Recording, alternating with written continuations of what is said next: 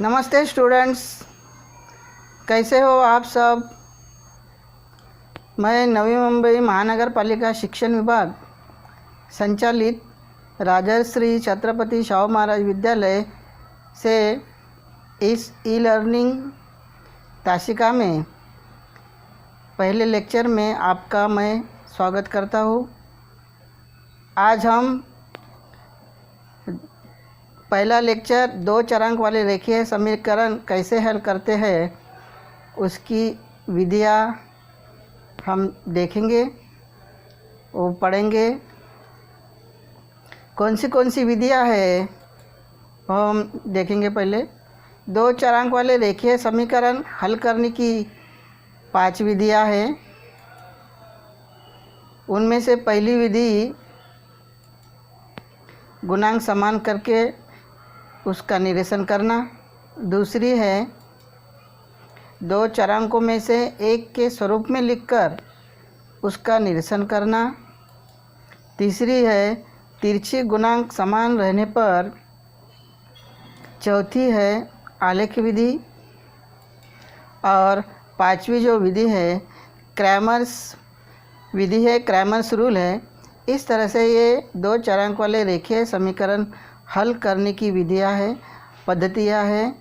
तो हम आज गुणांक समान करने की विधि से 2 चरांक वाले रेखीय समीकरण हल करेंगे। तो हम लोग पहला उदाहरण लेते हैं। तो उदाहरण लेने से पहले हम लोग चिन्ह के नियम क्या है, क्योंकि चिन्ह के नियम हम लोग यूज़ नहीं करेंगे अच्छी से तो और ध्यान नहीं रखेंगे तो हमको ये समीकरण हल करना आसान नहीं होगा। इसके लिए हम चिन्ह के नियम पहले देखते हैं क्या है। हमने तो पढ़ा है अभी 9वीं तक सब चिन्ह का नियम। यहाँ पे हमको क्या करना है कि अगर कोई भी समीकरण हमको दिया है, निरीक्षण करना है कि x तथा y के जो चिन्ह है वो कैसे है। अगर वो x का प्लस है, y का माइनस चिन्ह है, या तो x का माइनस है और दूसरा y का प्लस है, इस तरह से अगर चिन्ह रहेगा तो समीकरण को घटाना पड़ेगा। दूसरा नियम है अगर दोनों चिन्ह समान है, माइनस माइनस प्लस प्लस, ये दोनों चिन्ह समान रहेगा तो उसको जोड़ना है। लेकिन हम लोग यहाँ पर कंफ्यूज होते हैं। कैसे कि हमको अगर चिन्ह दिखाई देता है प्लस माइनस फिर माइनस प्लस, लेकिन हम सोचते हैं कि ये घटाना है क्या जोड़ना है। तो हम लोगों को ये साथ में ध्यान रखना चाहिए कि यदि समीकरण में कोई भी एक चरांक x या y के चिन्ह प्लस कॉमा माइनस या माइनस कॉमा प्लस रहेंगे तो सिर्फ दर्शाने के लिए जोड़ का चिन्ह देना है और उसके बाद आपको चिन्ह का नियम लगाना है, मतलब घटाना है, घटाव करना है। दूसरा जो है इसमें भी थोड़ा हम लोग कंफ्यूज होते हैं।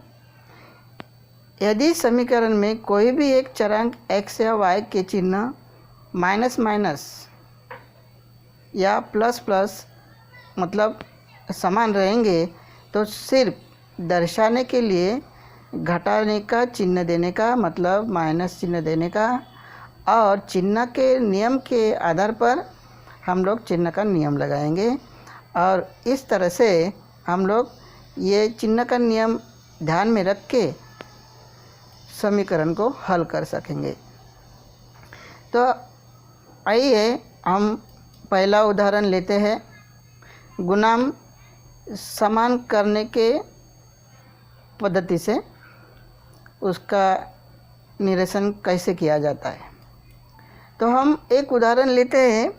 नीचे दिए गए समीकरण को हल कीजिए। तो समीकरण कौन सा है हमको दिया है, सपोज ऐसा एक उदाहरण है 3x माइनस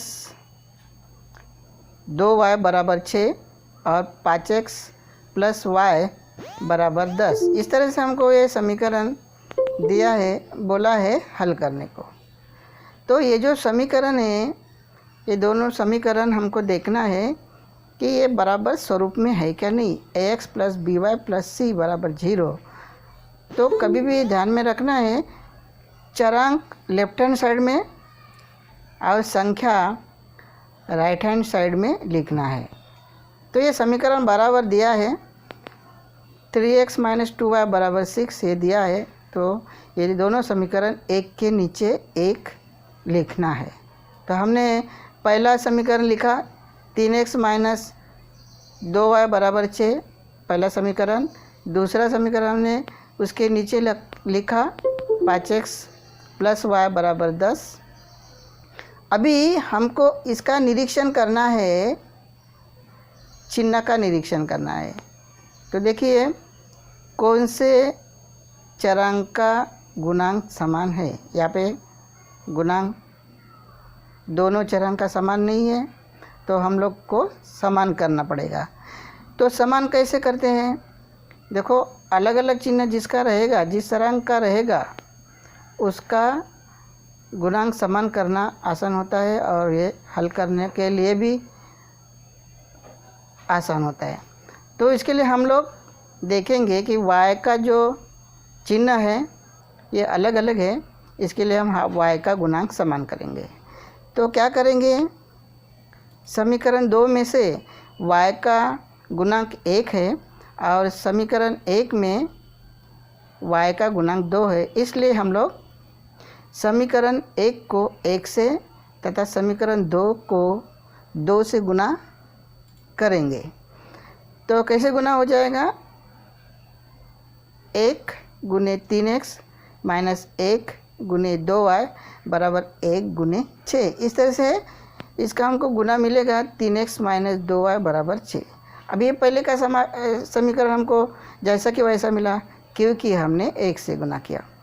अभी समीकरण 2 को हम 2 से गुना करेंगे, तो 2 गुने 5x प्लस 2 गुने y बराबर 2 गुने 10। तो इस तरह से हमको चौथा समीकरण मिलेगा 10x प्लस 2y बराबर 20। अभी देखिए 3 और 4 समीकरण का आप निरीक्षण करेंगे तो हमको दिखेगा कि y का गुणांक समान हो गया। अभी हमको क्या करना होगा, हम तो चिन्ह का नियम देखा और वो पद्धति देखी, तो हमको क्या करना पड़ेगा।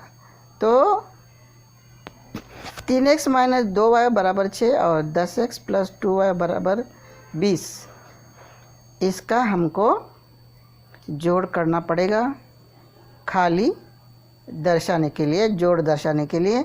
तो हम लोग जोड़ इस तरह से एक के नीचे एक समीकरण लिख के, 3 तथा 4 को हम एक के नीचे एक लिख के उसका हम प्लस साइन देना है दर्शाने के लिए। बाद में चिन्ह का रूल अप्लाई करने का है। तो देखिए समान चिन्ह रहेगा तो उसका जोड़ होता है, हमने इसमें नियम में देखा है। और चिन्ह अलग अलग रहेगा तो उसका घटाव होता है। तो इसके लिए 2y कैंसिल हो गए और 3x प्लस 10x बराबर 13x। इस तरह से 6 का भी चिन्ह प्लस है, 20 का भी प्लस है, तो उसका भी जोड़ हो जाएगा वो 26। तो 13x इक्वल टू 26। इस तरह से x का मान हम लिखेंगे, जो x का गुणांक है ये 26 के बटे में जाएगा, तो x का मान हमको मिलेगा 2, x बराबर 2। तो इस तरह से हमको x का मान मिला। अभी x का मान कोई भी समीकरण में आप रख सकते हो, कोई भी 1 2 3 4 कोई भी समीकरण में आप रखेंगे तो y का मान बदलता नहीं, वो y का मान जो भी आएगा वो आएगा। तो हम लोग x बराबर 2 का मान समीकरण 2 में रखेंगे। तो 2 समीकरण क्या है, 5x प्लस y बराबर 10। तो हम लोग x का मान वहाँ पे डालेंगे, तो 5x इसमें जो है गुना का चिन्ह रहता है, गुना रहता है, इसके लिए हम लोग वहाँ पे गुना का चिन्ह देंगे, मतलब 5 मल्टीप्लाइड बाय 2 प्लस y बराबर 10। तो ये हो गया 10 प्लस y बराबर 10। तो y बराबर 10 माइनस 10 तो y का मान हो गया 0। तो इस तरह से हम लोग दिए हुए कोई भी 2 चरांक वाले रेखीय समीकरण हम आसानी से हल कर सकते हैं।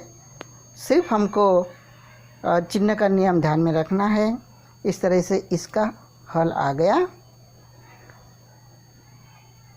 2,0। तो इस तरह से ये एक हमने उदाहरण लिया। एक अभी दूसरा उदाहरण लेंगे जिसका